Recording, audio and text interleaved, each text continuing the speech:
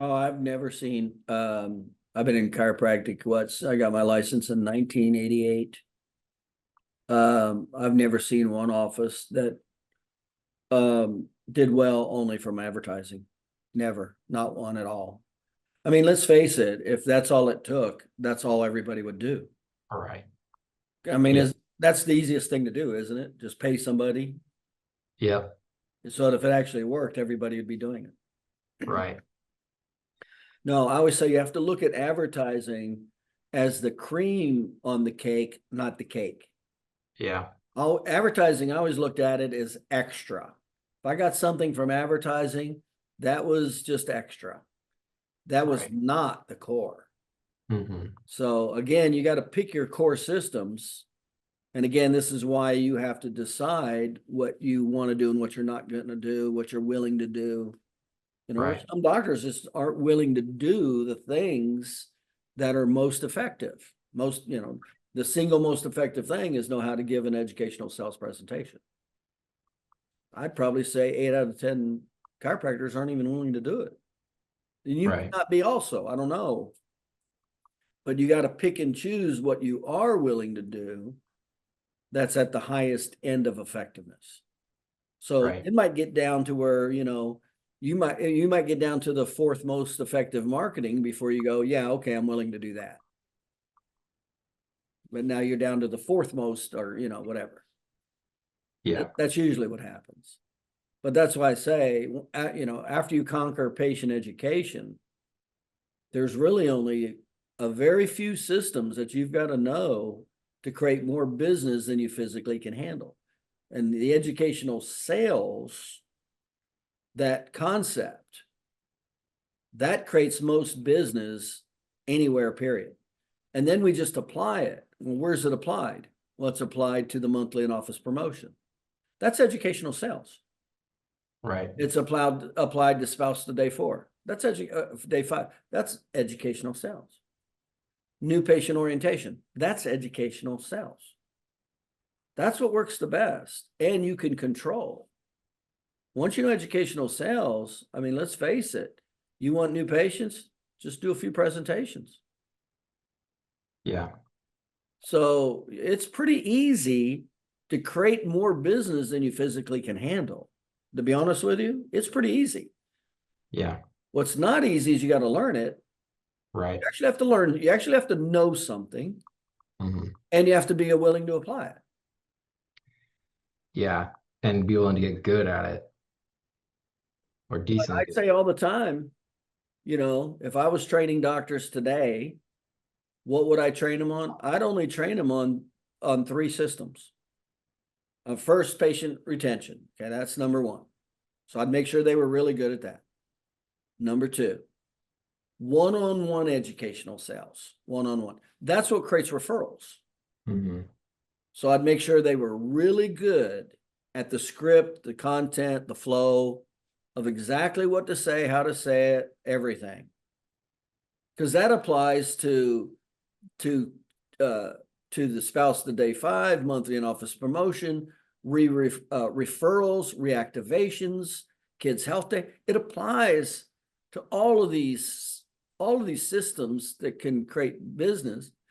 So, and then I would make sure they knew how to do the educational sales presentation. Make sure they could talk to 5, 10 people and get 5 or 10 of them to come in as new patients. The last one I would teach is personal injury attorney educational sales. That's it. If I was training doctors, that's where I'd spend all my time and energy, because that's off the chart.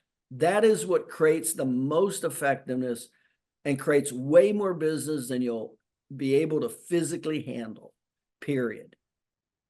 When you get them in, do patient education to keep them. Do the spouse to day 5, that's educational sales. Monthly and office promotion, that's educational sales. Referral, that's educational sales. Reactivation, that's educational sales. You don't have to learn anything different. You don't have to learn 10 different systems.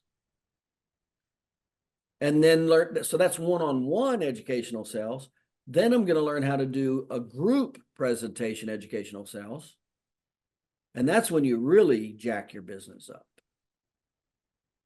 Yeah. and then the one-on-one with the attorney. That's all. I mean, if I was training doctors, that's all. And I'd beat the hell out of them until they were good at it. And then walk away and Yeah. let them and cut loose and watch it take off. That's exactly what I would do. Now, from the advertising standpoint, there is some advertising you definitely want to do. Well, what is that? Remember, you always want to advertise the industry keyword. Well, what's the industry keyword for chiropractor? Chiropractor location. Where's that advertised? Pay-per-click, Google pay-per-click, then Google for business, and Google SEO. Because that's where the patients go when they're looking for a chiropractor. That's it. That's the only advertising I would do. Now you're trying something separate and different. That's fine. But I would just keep things in priority. So what's my number one new patient getter? If it's me, it's the one-on-one educational sales or the group. And I'd rather do the group with the new patient orientation than a cold call. Right. But if I want to jump fast and get 5 or 10 new patients like fast, I would do one presentation a week for 4 weeks, 6 weeks, and I'd be over 150, 200 visits a week, just like that. It's whether you're willing to do it or not. Do you know how to do it? Do you have the skill? First, you have to have the knowledge. But just because, and I say this all the time, just because you have the knowledge doesn't mean you have the skill. So you have to have the knowledge because it is something you have to learn. You have to have the skill. You have to have the ability. You know, how good are you at doing it? That matters. That's why role playing and practicing is so important. And then it's the application, the actually doing it. That's all I would do. That's it. I mean, I'm getting ready to open a practice, and guess what? The only 3 things I'm going to do. I already know patient retention. I already know that. So what am I going to do? Google for business profile, pay-per-click industry keyword, the gateway videos for SEO on the internet. That takes care of people Googling for the keywords, industry keyword. Then I'm going to do group presentations. So how am I going to jack it up? I'm going to do cold call group presentations just to get it going. Yeah. And then I'm going to I'm going to go to a personal injury attorney's office every day. I'm going to be knocking on an attorney's personal injury every day. Dang. That's what I'm doing to start the practice. That's it. That's it. That's all I need to do. I'm not going to wait around for shit to happen. I'm going to go make it happen. Right. That's it. If I can do 1, 2, or 3 presentations a week, fine with me. I'd just as soon do 5 presentations a week. Get this thing up and going. Get the associate doctor in here as fast as I can. I'm not going to be treating patients. I'm just going to get the damn thing up and going. Then I'm hiring an associate doctor, and then just keep all the systems in place. That's it. That's it. And then, of course, you add in the monthly and office then you can do other stuff because you have patients. Right.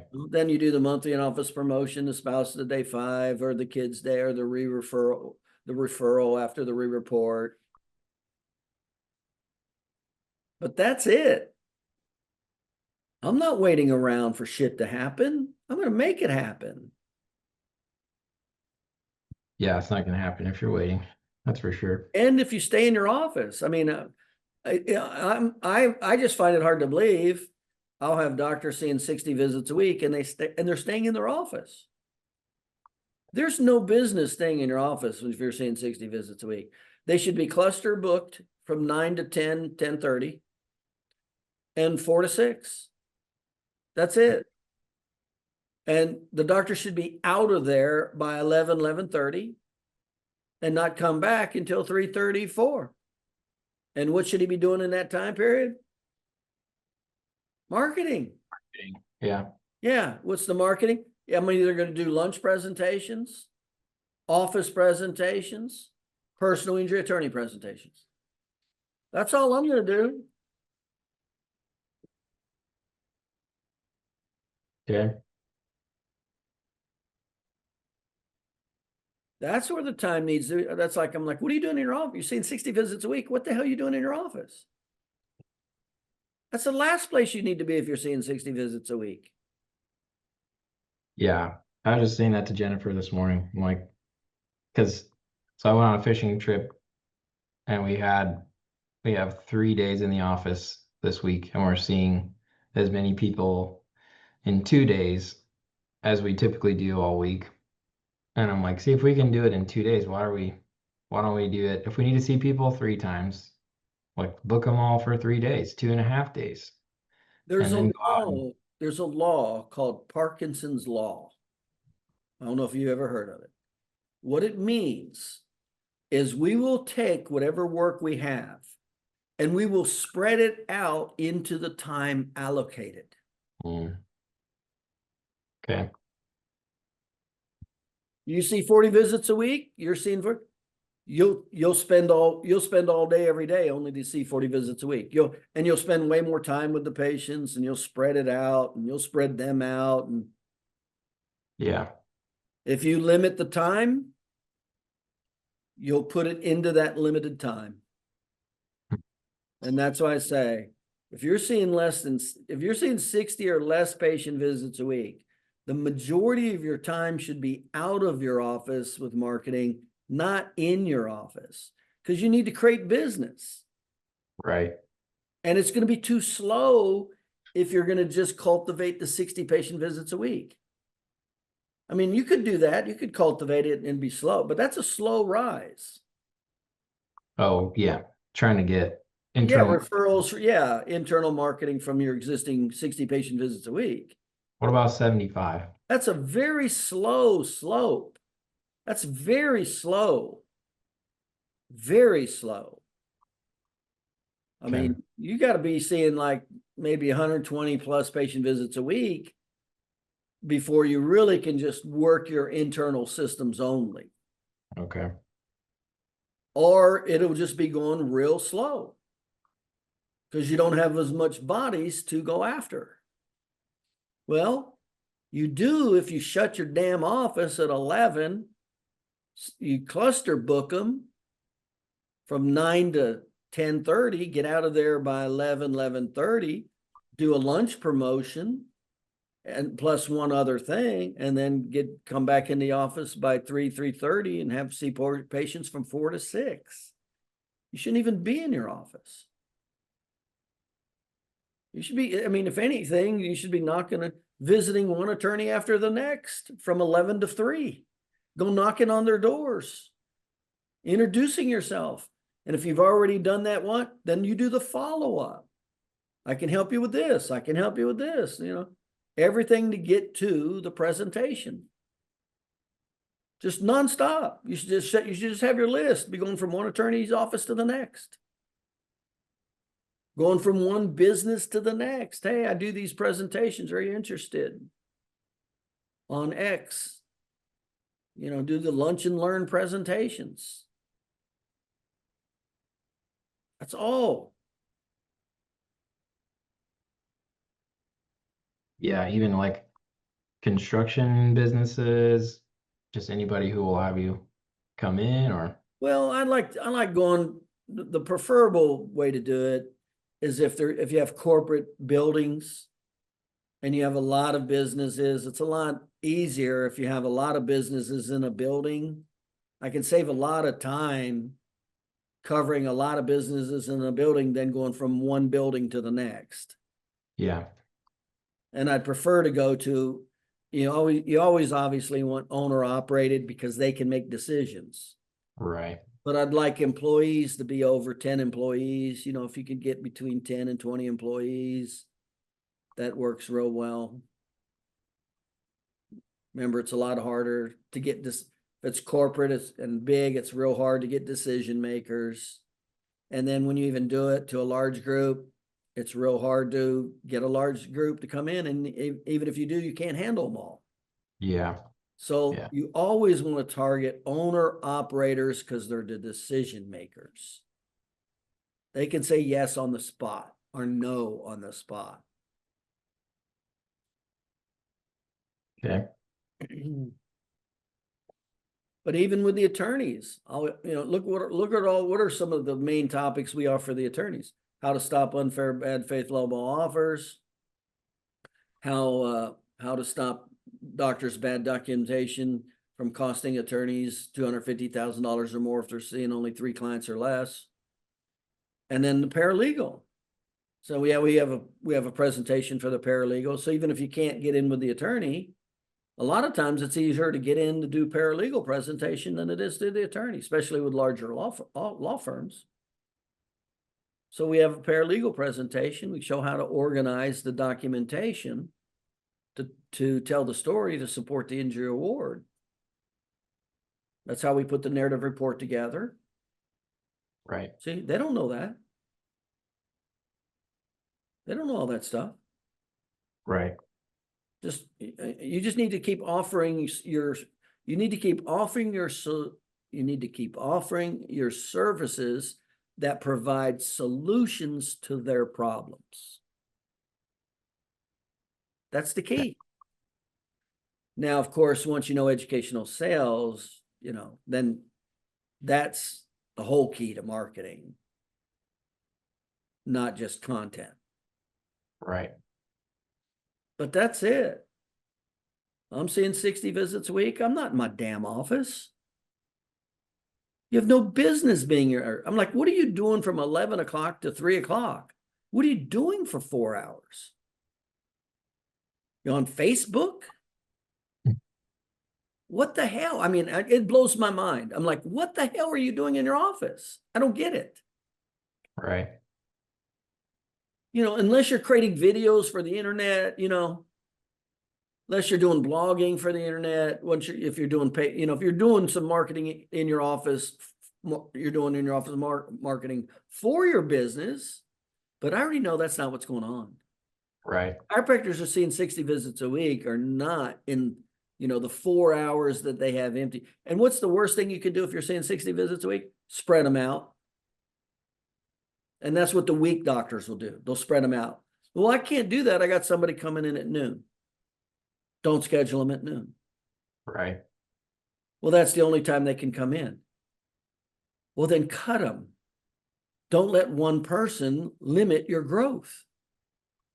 Right. Yeah. They can't come in any other time. Well, cut them. Yeah. It's one patient. You can't let 3% of your business control your damn business. That's why you got to let the 3% go. You got to let the 3% who are unwilling to follow you or your guidelines, you got to let them go. But Right. weak people don't do that. That's why they're weak. So, and that's why I would say that one of the clues that I have a weak doctor, he doesn't know what he's doing, is when I'll say, okay, I'll meet with you at lunch. He goes, well, I can't meet with you at lunch. I go, well, why is that? He goes, well, I'm seeing patients. I got a weak doctor. He's not doing good and he's weak. The patients are controlling him. He's not controlling the patients. You shut your damn office at lunch and you lock the fucking door. Right. You don't let a few people control your destiny. Because the minority is not going to take you to the heights. They're just going to keep you down. It was the same minority that keeps you from opening your mouth and doing the educational sale. It's like, well, what if they get pissed off? It's like, well, what percentage of people is even going to get pissed off? It's 3%. Pissed off from what? For you asking for a referral or pushing for a referral. See, that doesn't even cross my mind. Right. That's your mindset. That doesn't even cross my mind. Right. Why Well, would somebody get pissed off by trying to help another human being? yeah, it's a And if he small. is pissed off at that, you got a weird human being. Yeah.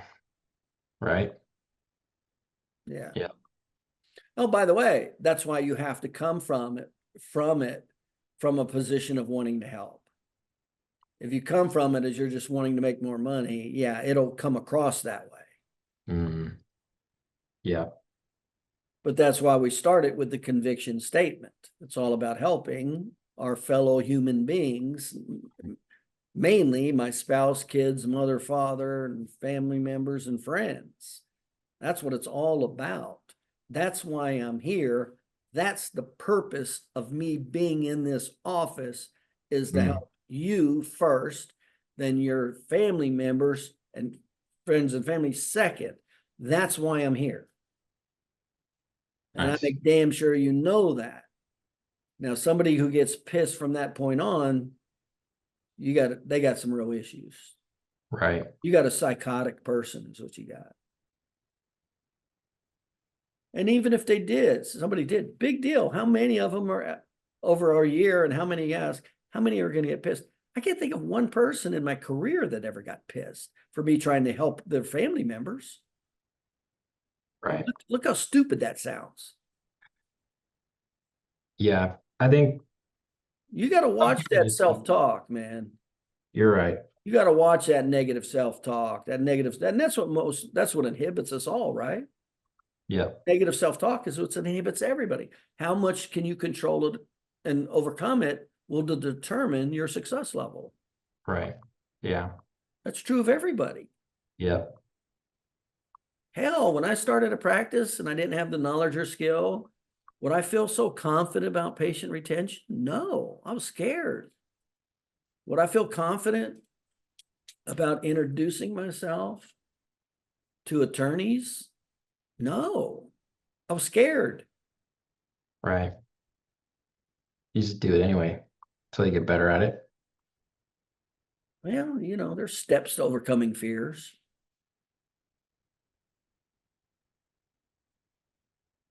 So, but yeah, that's like, to me, it's like no big deal. I'm like, to talk in front of a group of people. I'm like, and a lot of people, that scares the shit out of them. Right. They'll never do it. They're like, oh, I couldn't do that. I actually had a client say that. He goes, man, I couldn't do that. I said, well, guess what? You better take it off your marketing calendar. They go, well, I'm going to try. Guess what I told them? I said, no, take it off your marketing calendar. Why did I say no, take it off your marketing calendar? For 3 years, he didn't do it. Oh, wow. What's the chances he's going to do it when he goes, yeah, I'd like to try it? It's not going to happen. He's lying to himself. Take it off the damn table. Go to something that you are willing to do. Yeah. And then I was good at the one-on-one. you can stair step. You can learn to stair step, But if you wanted something to happen, you don't want to wait around for stair stepping. You could be under by then. Right. So you better find the stuff that you are willing to do now. And then if you want to work on other stuff that's more effective that you got to stair step into, but you better damn well start doing the stuff you're willing to do now. Right. That's partly why I was so effective with training those doctors. It was like a combustion chamber. They pretty much couldn't quit on me because where were they going to go? They had nowhere to go. I was the one that was financing them and putting them in practice. Who else was going to do that? So they were stuck with me. They were kind of forced. Yeah. Well, which means they had to go through what I told them to do, right? So I forced them out of their comfort zone day to day to day with all the micro steps. That can't happen with me and you. Right. This Zoom call's over. You can do whatever the hell you want.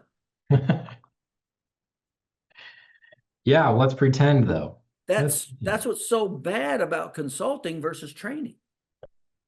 Training creates immediate results when you, like me, I'm a really good trainer. Training creates immediate results fast.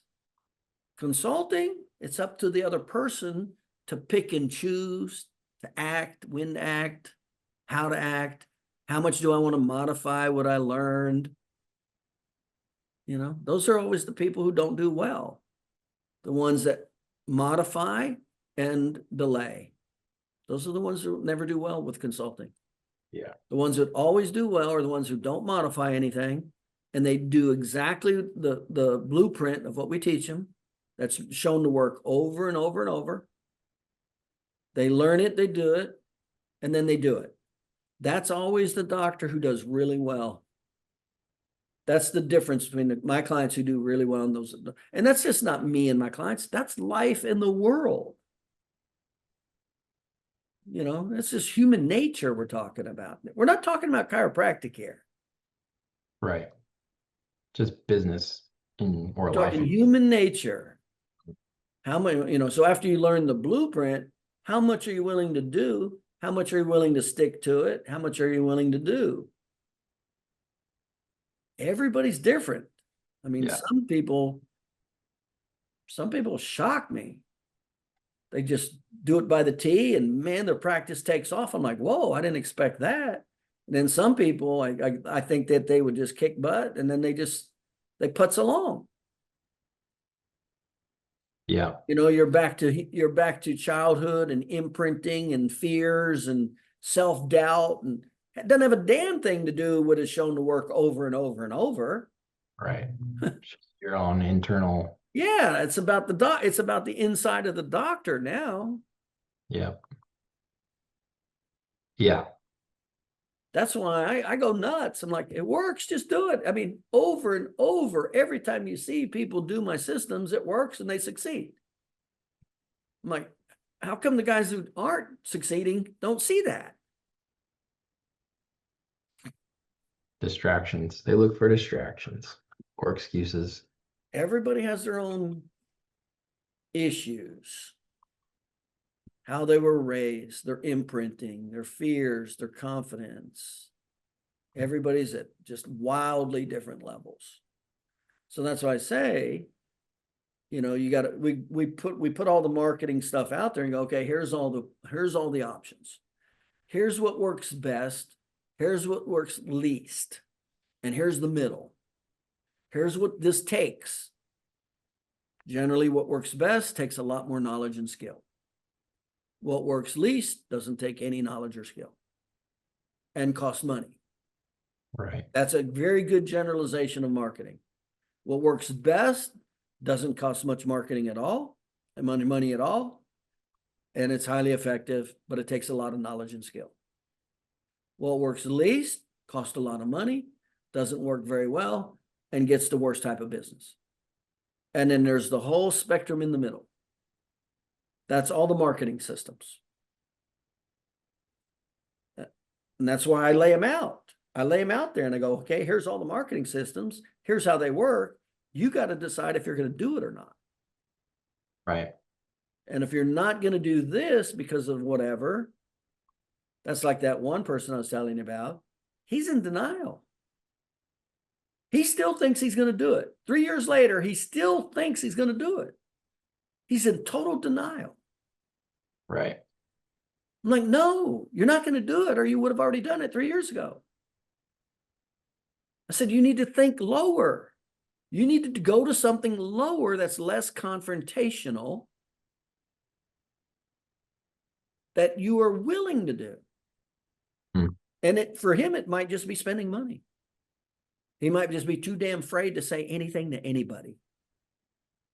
Right. Well, guess how good of a practice you're going to be with 8% utilization when you're afraid to ask for referrals and do marketing. Guess how much business you're headed for?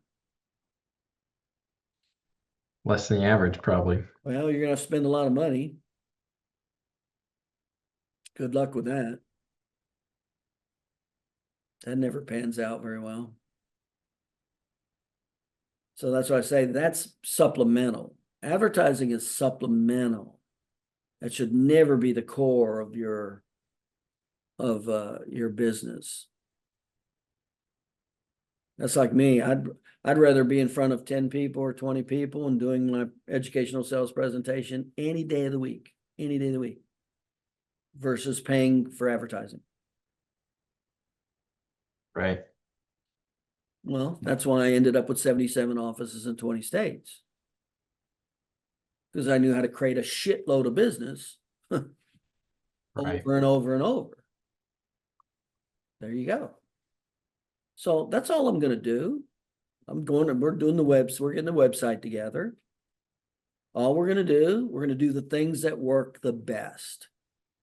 I'm going to do few presentations, educational sales presentations, dump them into my patient retention. I'm already good at patient retention. I already know how to keep people.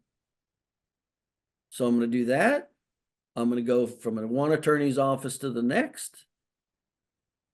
That's how we're going to fill it up. And then we are going to do the advertising. What's the minimum advertising you should do? Your industry keyword, Google pay-per-click, Google for business, SEO. That's the 3 categories that definitely you should be spending money on. Because you're essentially buying patients. That's what you're doing. These are people that are looking for chiropractors. You're buying patients. That's what you're doing. How much you're going to pay? That's what's going to be the variable. What's your return on investment is going to be dependent on your patient retention. Right. There you go. That's what you got to deal with. So if you don't know anything about the educational sales, you're in a bad spot. And that's why most chiropractors are seeing 60 visits a week or 80 visits a week. That's it. 20 years later. 20 years later. Hell, I would have quit chiropractic 20 years ago if I was seeing 80 visits a week. You could make more money probably driving a damn school bus and work less hours and have less stress. Right. So say like we've talked about my tone of voice and whatnot when we've done recordings. Is there any resources you'd recommend? I know we've talked about Toastmasters. I guess that's probably what you'd recommend to work on that if it's going to change. Well, you never try to change a person's personality. You never do that. That's hard as hell. Nobody can pay somebody enough for the amount of effort that takes. Okay. Yeah. Even if you wanted to, you know how hard it would be for you to change your tone? Probably hard. I would never bet on it. Okay. It's that difficult. Hmm. How hard is it to change you as a core person? That's hard as hell. It's definitely hard. Yeah. Yeah. You're not trying to change you. What you're trying to change is your delivery. Right. You're trying to change the content and delivery, not you. Right. Okay. That's what Toastmasters will do. It'll make you think faster, be quicker, better on your feet. It will not change your tone. Never try to change your tone. Okay. It's the content and delivery that you need to get better at.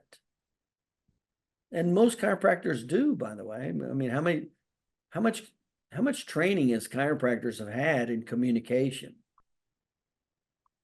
Zero. Yeah. And how much communication does it take to be a chiropractor with 8% utilization? A lot. A hell of a lot. You better damn well know how to communicate.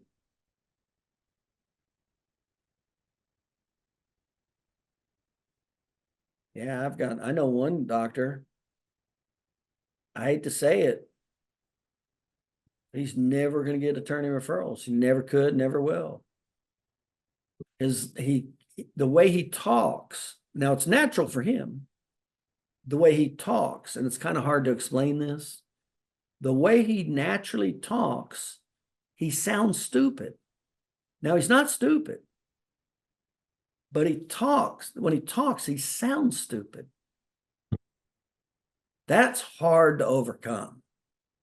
That is very difficult. Now he's not going to overcome that. I'm talking about the recipient, like attorneys. Right. Man, how the attorneys would have to they wouldn't be willing to listen to him long enough because he sounds stupid to hear that he's not stupid. Right. See? Which would be hard to make happen. Yeah. But and that's rare. I mean, that's only one time I've ever seen that. I'm like, oh no, two times. I had one other client that was like that. The way he naturally talked, he sounds stupid, but he was not stupid. Hmm. But what was the likelihood of him getting past that enough to win over the attorney? Most of them never gave him the time to get to that point. Right. So, but that's It was like rare. Barbara Walters, That's so damn rare. right. So, Yeah, but Barbara Walters is like the one famous person with a speech impediment, classically anyway. yeah, yeah, yeah. This is worse than a speech impediment because he sounds stupid. Speech impediment, you don't sound stupid. It sounds like you have an impediment. Right. So, um, but yeah, I mean, you got to look at your practice and go, wait a minute, because I lay out all the systems. I go, and then I go into how they all work, how to do them. And then that's how you should make your marketing calendar. You go, okay, this is what I'm going to do. And sometimes you may start at something lower, something that's not as effective. And then as you build confidence, then you may be willing to step it up and go, well, yeah, I am willing to ask for a referral and not have all that. See, like when you said that to me, that floored me. It was Right. nowhere even on my vision, but for you, it was front and center. Yeah. Little bit of a difference there. Who do you think is going to be more successful asking for referrals? You. With you, if everything else was equal, me, Right. because I'm not limiting myself right out of the gate. So, Yep. No, I get you. I've done the one-on-one, but that was always in the back of my mind. And then I did it anyway. And I'm like, whoa, we doubled the practice from whatever I was seeing, 30 to 60 plus in like 6 weeks. And then since I started doing this paid accident stuff, I haven't hit it as hard as I should. So now I'm yeah, to be honest with you, I think back to it. you've been misdirected with that. You've been spending way too much damn time. You've Yeah. been talking about this for at least 2 months. Yep. You've been totally misdirected on the stuff that works, chasing an advertising program. Yep. I think I was hopeful that I wouldn't have to face the fear, but in the last week, I'm like, okay, great. We're making some money off of it. I'm still gonna go do this. Otherwise, I'm never gonna have an associate. Face And the fear of what? just public speaking, like pushing, I guess, I don't know. That the whole mindset that we're just talking about. Yeah, and you don't have to do public speaking to have a big practice. That's the easiest way to have a big practice, but you don't have to do public speaking. Did I do any I did no, let's see. When I started my practice, I did no public speaking. It wasn't until I learned, what to say and how to say it that I started integrating it. And then when I started opening multiple offices, I knew I couldn't wait. I can't have the doctor see 40 visits 6 months later Right. because who's paying all those damn bills? I knew that couldn't happen. So I'm like, no, we got to get this thing up fast. What's the fastest way to get it from 0 to 100 visits a week? Presentations. So, Hmm. but I didn't do any presentations when I started my practice at all. It was, I did the basic advertising, and then everything was all these internal systems that I keep talking about. I learned, fortunately, I trained. That was the good thing about my associate is I was trained in how to do it before I started my practice. So when I Right. started my practice, it came natural. That's why I had 100 patient visits in 6 weeks Hmm. because I was trained. Right. See, I was trained about how to ask for a referral I did my new patient orientations. I've been talking about this for you for probably 3, 4, 5 months, and you still haven't even started it. Yeah. I started mine 5 months ago. See, this is the difference between success and not success. Dragging shit out, not dragging it out. You know, that's when you texted me and said I was going to focus on. I'm like, no, you're focusing on all the wrong things. You need to Right. get back to what works, not spinning your wheels over here just in la la land, because that's kind of what's happened with this advertising you've been trying to get together. First of all, it shouldn't have taken 2 fucking months. Right. I mean, that should have been done within a week to 10 days, no more than 2 weeks, over, implemented, done. Right. But you let it go on and you put all your attention into it and you let everything else go. You let all the stuff work go. How much sense does that make? Doesn't. That's why I was like, where the hell are you coming from? I mean, did you forget everything we just taught you? That there's a hierarchy of what works best, where you should have your priorities? So again, after patient retention, what's the number one priority for new business? Educational sales. Well, specifically, not generically. Spouse to day 5. How's to day 5? That's your first easiest patient.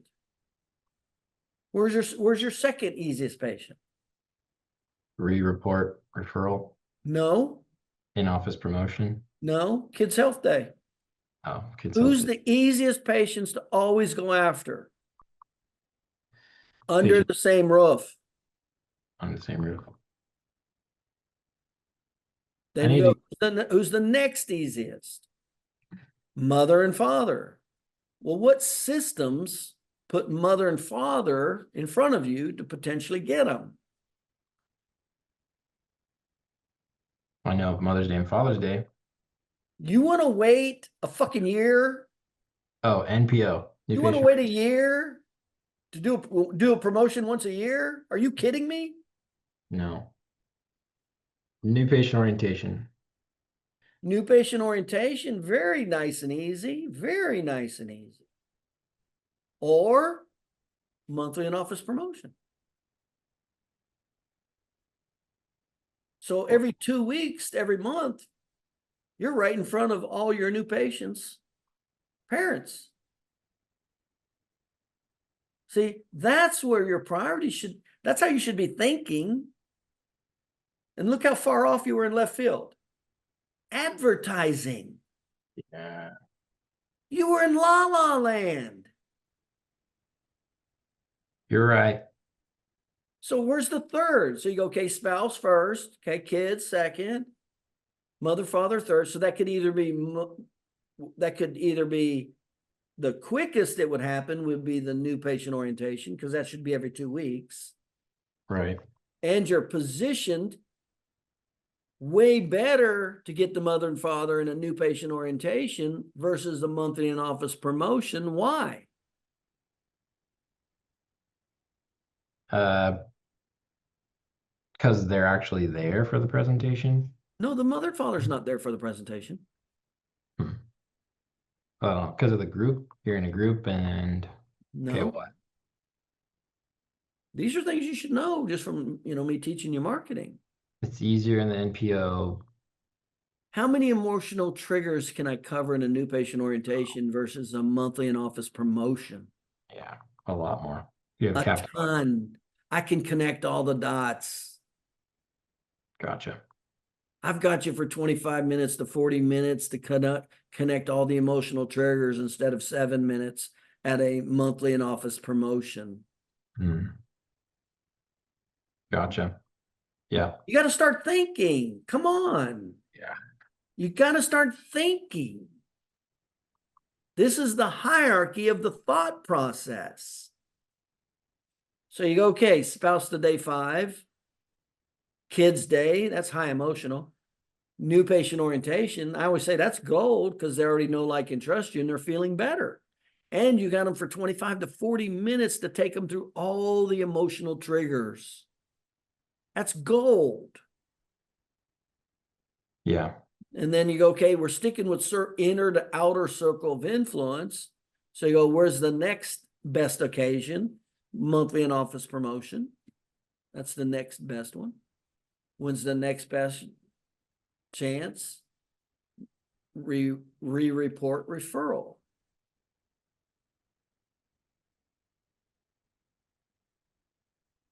And fortunately, it's the same. The report referral, it's the same script as the monthly in office promotion, which is essentially the same script as the spouse to day 5, which is essentially the same script as the kids out there. It's admit, consequences, personalization, time, and money. Right? Right. You don't have to learn 20 different systems. We don't buy 20 different ways. You got to learn how we buy one way. We buy in one way. That's what you got to learn. It's called educational sales. Nice. I just covered the trigger points at the webinar on advertising 2 hours ago. Yeah. So you go, you got that, then you go, okay, that's good. So where's the next place to get new patients? Well, if you do presentations, that's definitely a great way to get new patients. Why? Because we have time. We have time to hit all these emotional triggers. Now, I could position myself really good for a presentation or really shitty. I could focus on my 3%ers and their family members or friends for presentations. That's the cream of the cream of the cream. Or I could do the absolute worst case scenario. Go to cold calls, total cold calls. And then there's everything in between. I could take some of my 17%ers and 3%ers. I can combine some of my 17%ers, 3%ers with some of my 80%ers with some cold call. So I can do a mixture and maybe overload more of the warm versus the cold. And as you know, and then it gets harder when I start loading more of the cold. But even if I load the cold, I can still bring in one of my VIPs, one of my 3%ers for a testimonial. What's the power of a testimonial? Builds trust. It's the single most important marketing you can do. Why? What's the number one reason we pick a product or service? Trust.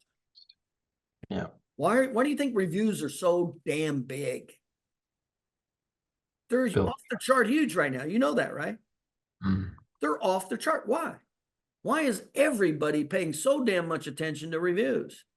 Because that's the number one reason we buy products or services. Builds trust. Yeah. Trust is the number one reason we'll buy something. So then there's the presentations.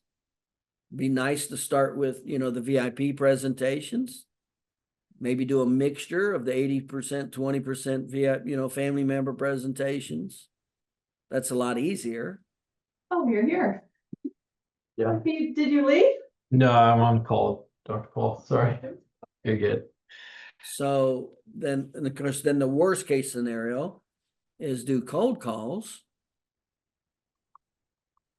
So it's always nice if you can mix in some 3%ers, some 17%ers, or some of your 80% family members with the cold call, right? Yeah. It doesn't have to be black or white, right? Right. You're right. So you can leverage it to help you a little more one way or another way. That's the vehicle of delivery. We already know there's not just one way of doing it. There's a better way and a worse way. Do more of the better and less of the worse. Common sense. Right. And then if you really just want to jack it, just go do cold call presentations and it's over. Game over. Game over. And dump them in your patient education system. Game over. Now, I don't want to live my life that way, do I? I don't want to live my life doing cold call presentations. That's not how you want to continually get business. Right. So even when you bring in these cold calls, what do we still need to move toward? Spouse to day 5, monthly in office promotion, circle of influence. We don't want to keep chasing cold calls, do we? No. What a life that would be. That would suck.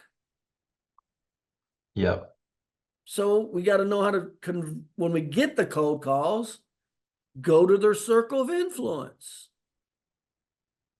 What's that called?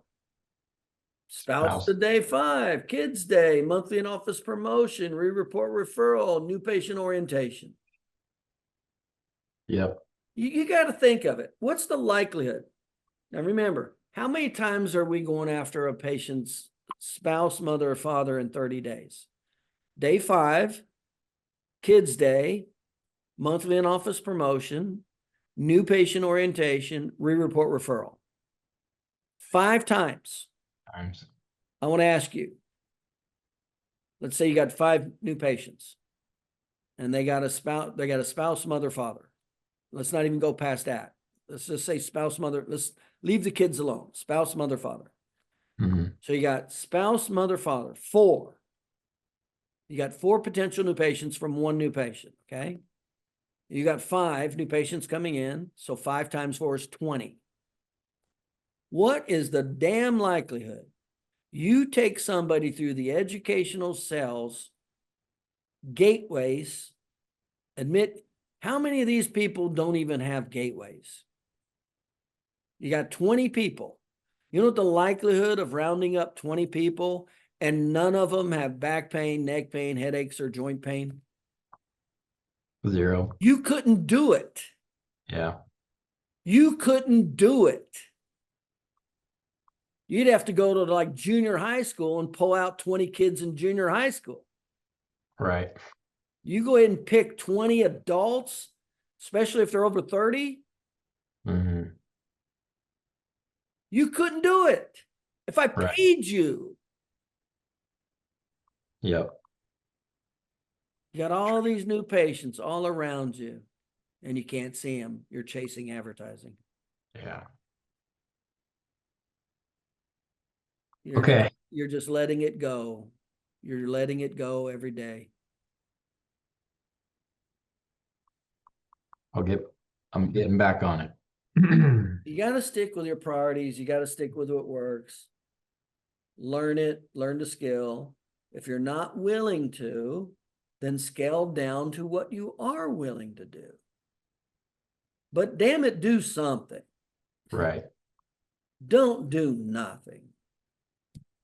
3% utilization is not a good statistic if you do not know educational sales. It's very bad. This is a very interesting business. It's either very bad or it's very good. If you don't know how to get more than the 8%, this is a bad profession. Right. I wouldn't recommend it to anybody. If you know educational sales and you know out of the 92% of the population, 75% of those people have a chiropractic gateway problems to some degree, back pain, neck pain, headaches, arthritis, to some degree, but they're not looking for chiropractors. But you have this huge market that represents 68% of the population versus 8% that's looking. And I knew how to access that 68. In other words, if I talked to 10 people, I could easily get 7 of them as new patients. That's educational sales. Right. Then this business is fantastic. It's unbelievably rich.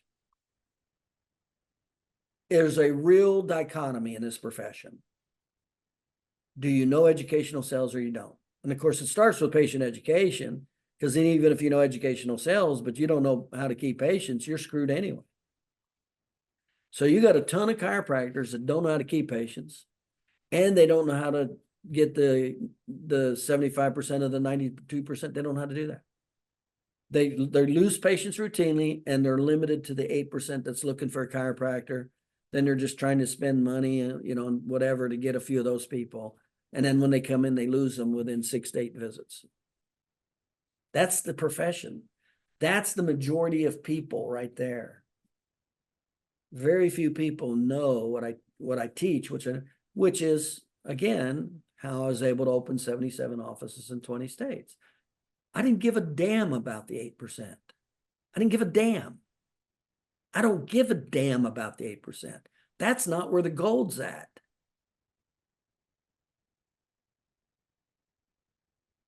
Yeah. So I got to learn the one thing. Now that we've got patient education down. I mean, I could work on that too, but it's You got to good. pick something. I mean, you got to pick something. You know, that's why you got to look at your marketing calendar. That's why I'm so big on a marketing. If it's not on your marketing calendar, you're not going to do it. Right. It's got to be in your marketing calendar. Hell, 80% of the chiropractors don't even have a marketing calendar, but they expect new business. How the hell can you expect new business when you don't even have a blueprint to get it? Yeah. Ignorance is painful. Ignorance is painful. I used to joke, doctors go, well, Dr. Paul, you come off as mean. Say, let me tell you, seeing 40 visits or 60 visits a week in your practice, the market will beat the shit out of you way more than I will. Yeah. The market will destroy your marriage. It'll keep you in low income housing. It'll keep you a renter. It'll keep you in low quality lifestyle. Market forces is way, way meaner than me. It's true. I take people to the hilltops.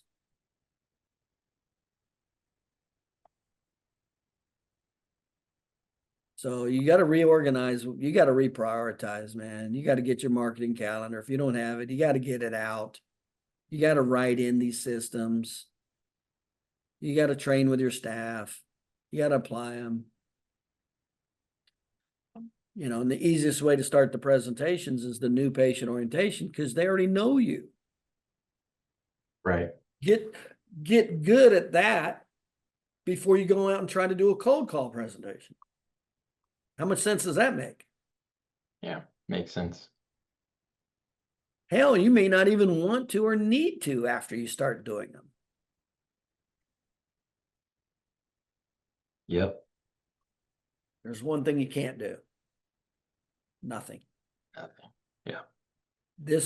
Where this profession is at is on the S curve. We're not at the very beginning with no other providers. If there was no other providers and only 8% utilization, you wouldn't have to do a damn thing. You would get all 8% for your geographic radius of draw. That doesn't apply. Mm-hmm. Or if it was starting to go above the 10%, where the masses of people started utilizing chiropractic. In other words, there'd be more of a demand than supply. That doesn't apply. Yeah. That's the only 2 times you can do nothing in chiropractic and be successful. Outside of that, what's the only other way to be successful? You've got to learn how to attract and keep the 92%. If you're stuck on that 8% and you don't know how to keep them, you're in big trouble as a chiropractor. Those are the guys that are seeing 40, 60, 80 visits a week. That's where that's at. And they're doing it for 20 years, 30 years. They're losing like $250,000 a year just by not seeing an extra 50 patient visits a week. And then 10 years later, it's $2.5 million. And if they would have made that money in the interim and just invested it, chances are they could have even retired 10 years later. But now they're stuck at 80 visits a week 10 years later. You know what that is? That's bullshit. Yeah. That's pure bullshit. There's absolutely no reason for any chiropractor to be there. If they're there, it's because their own freaking limited mentality. They're not willing to learn how to be successful. Period.